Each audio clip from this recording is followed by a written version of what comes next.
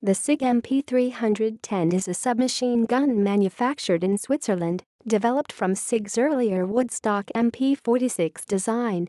Its magazine was able to fold forward 90 degrees under the gun barrel, and it was fitted with a collapsible wire buttstock. First introduced as the MP48 model in the late 1940s, the wood pistol grip and forestock were replaced in the 1950s with a polymer stock on the MP310. Production ended in 1972.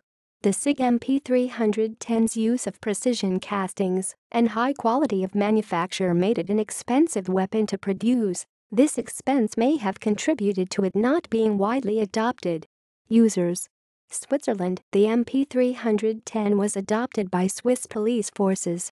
Chile, in service with Chilean armed forces and police. See also. MAT 49. Wagner submachine gun. Solar submachine gun. References. External links. Image 1 at militaryimages.net. Image 2 at militariimages.net. SIG MP46 MP48 MP310 at Forgotten Weapons.